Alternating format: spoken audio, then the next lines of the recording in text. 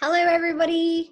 It's Molly again. I have one of my little cats with me. You can see this is Safi. Um, he's decided to come hang with us, and there's Skylar as well. So he's hanging with his pug. I do have another cat as well, Siren, but I think he's asleep sometimes. So you'll see Safi's little face there with me. Um, I'll put him down so you can see him in a way. He's very cute. Only 6 months old, so they're little babies. Anyway, back to what we're here to do. So hopefully if you have gotten to part 4 of this online digital workshop, you will have watched 1, 2, and 3. If you haven't, please at least go back to number 1, because I'll give you some more background on this project and this program and how it came about and who I am and why I'm doing it and all of those kind of things. So it can give you a little bit more insight into that. And in the first video, we did continuous line as an activity, an arts activity for distress tolerance. In video 2, we did story drawing, and then in video 3, we did repetitive shape and line. So this is going to be the last video in this series. So these 4 activities would normally make up the hour to 1 hour to a half workshop that I would normally do in person with people. I'm putting these online because obviously with everything that's going on with COVID-19 in the world right now, we can't be together as face-to-face groups. And so the groups that I had planned to run in June now will not be able to happen. So I wanted to put them online just to have them out there and to hopefully help those people out there who are struggling to get through isolation and lockdowns.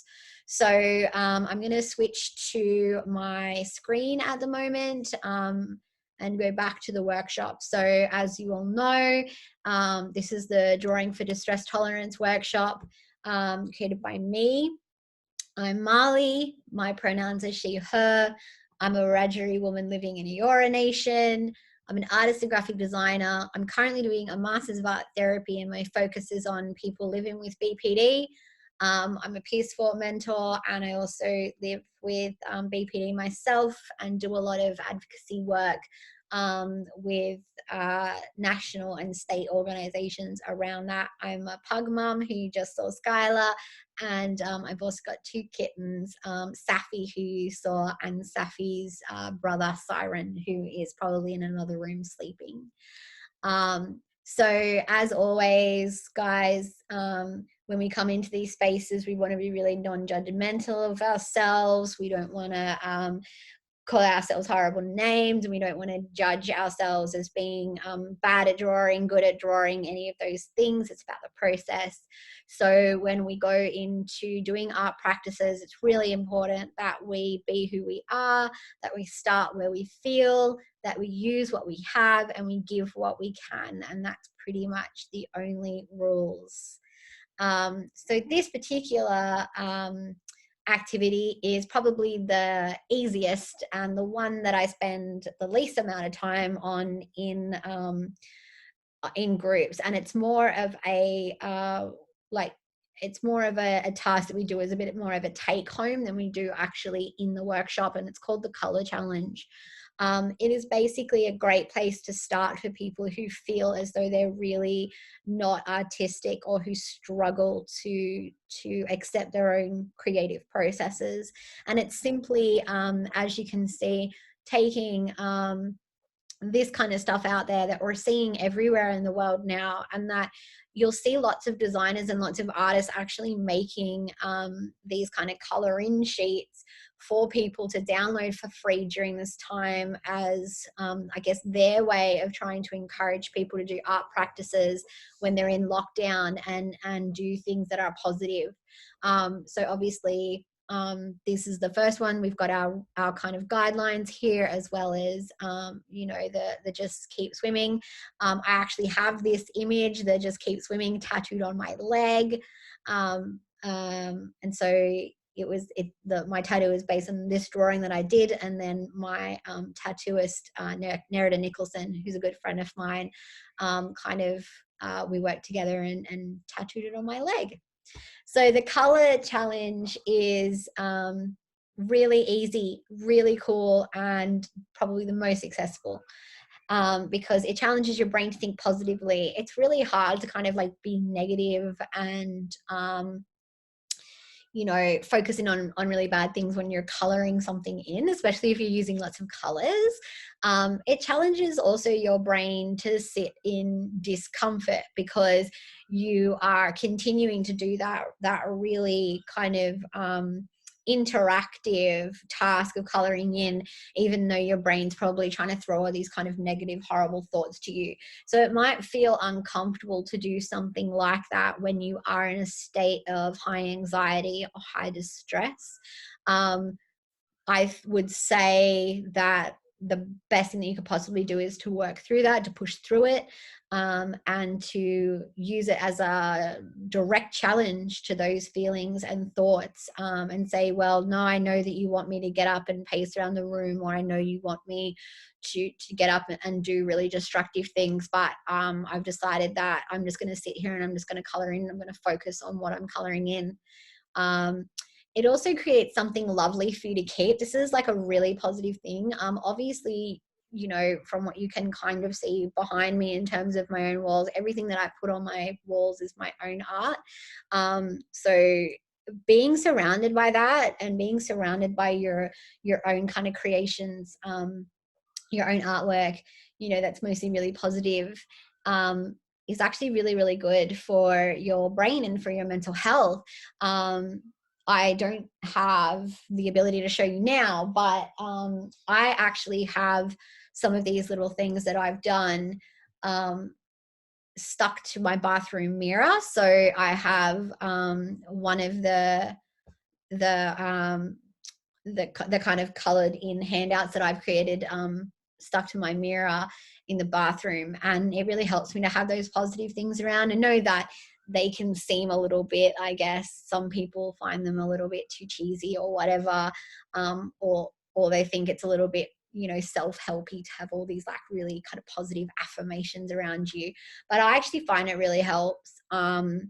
It's really helpful to remind yourself of these things, to remind yourself, to be present, to be mindful, to keep swimming, to keep on going.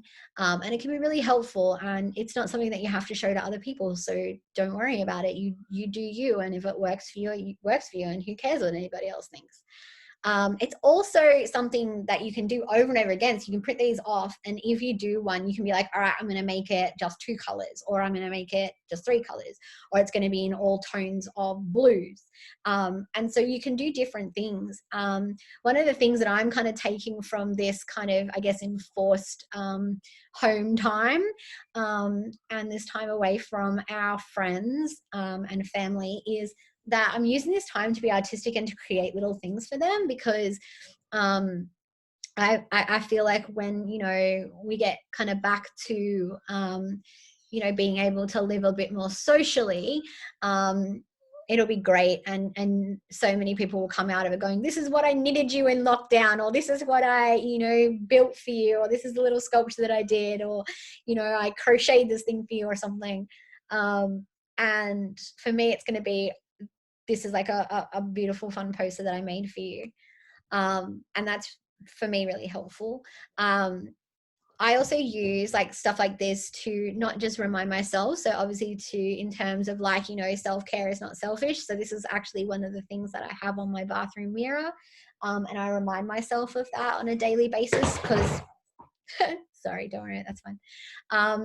Because for me, it's really important, as somebody who isn't naturally good at self-care, to remind myself that it's not selfish, and that it's not silly, and that it's not, like embarrassing or self-indulgent, is to remind myself that self-care is something that I deserve, something that looks different to me than it will look for everybody else.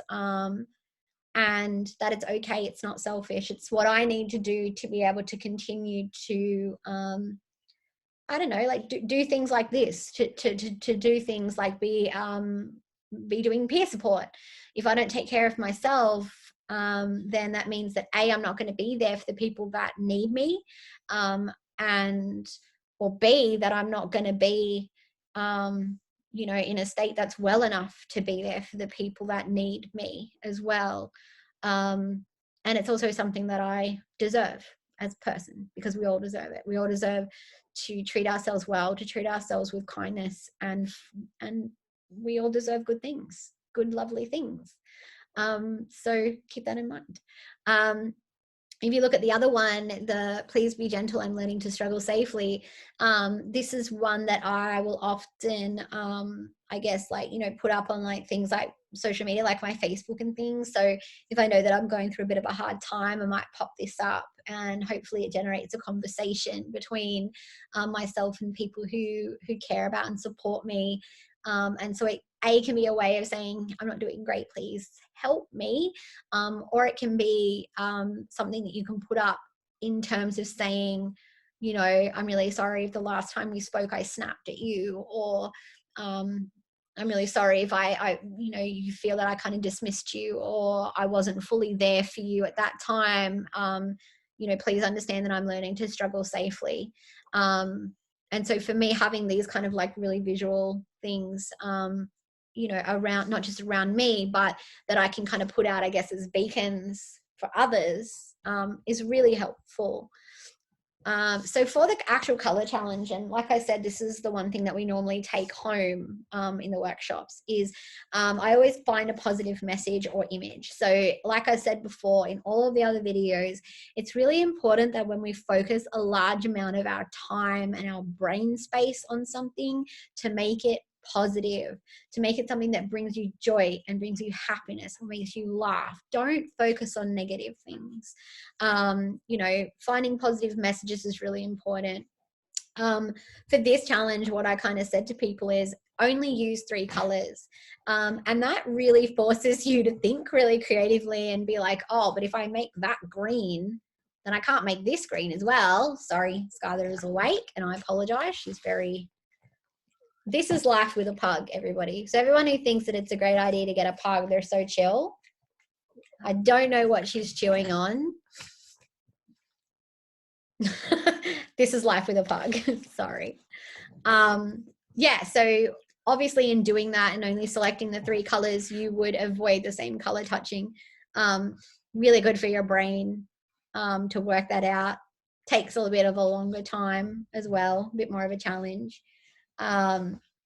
You know, and to all those things. So you can draw your own images as well. So if you're somebody who's like, you know, super artistic and you know, likes to draw your own thing. You can create little versions of things, and you can use personal messages. So you might, you know, create something that says, you know, dear Marley, self-care is not selfish. I don't care that it feels weird. Just keep doing it, you know, or something like that. So, you know, definitely have fun with it. There's lots of like cool books out there and stuff with other things. These is some that I actually have been doing for COVID itself. All of my, so all of these drawings that are in outlines, you can download them all from my website. They're all completely free. You can print them as much as you want, distribute them, send them out to friends, family. If you work at a service, print a whole bunch of them out and give them to your clients. The only thing that I ask is that you not take the copyright off it, because this is my job. I don't get paid for doing most of this stuff. So it'd be great just to have my name still attached to it. You know, I'm really trying to look for positives here, especially in the situation that we're at. I really want people to feel like, you know, I want people to understand that they're actually being superheroes by staying home and staying safe, you know, because they are making it so that more vulnerable people are protected. And it also means that it gives our amazing health workers you know, every support they need to do their job properly and to save people's lives. So, you know, I created these kind of little icons, you know, and kind of, you know, I'm trying to look at it like, you know, staying home is the new social justice movement. If you've got any questions, comments, or anything like that, please feel free to contact me. This is my information. Like, you can email me, you can contact me on Instagram or on my website. I have a work Facebook, obviously. Graphics for Good is my own freelance company. The only thing I don't do is that I do have a personal Facebook account, but I keep that only for a really small group of friends and family. It's kind of my I guess my own space to just be me, and to not kind of have to, you know, be like that peer support advocate, and do that. So yay, this is the end of the workshop. Thank you so much if you stuck around for parts 1, 2, 3, and 4. I am hoping maybe to expand on these. I do have a program that I was going to start doing face-to-face starting in June, but now that's not going to happen. A lot of those practices can't really work digitally. I'm maybe looking at running some digital groups, but not really sure about how that's going to look yet. If you have any thoughts, comments, suggestions, any feedback on anything, please let me know. You know, please, if you want to tag me in your artwork and your posts on Instagram, or send them to me. I'm always super psyched to see what people come up with these techniques. And yeah, oh, and Siren has just decided to join us. So this is my other little kitten, Siren. If you've got animals, then you're just as lucky as I am. Make sure you give them lots of hugs. We all need each other right now, and animals are amazing. So thanks, guys. Please keep doing art. Please keep being creative. Please keep sharing all of that stuff. It's really important, and it's wonderful to see how artists have really come on board in this time, and you know, they're really kind of holding things together for people. Be really positive, and hopefully I'll talk to you soon. Okay, guys. Thank you so much. Take care of yourselves. Take care of each other. Take care of your animals. And thank you so much.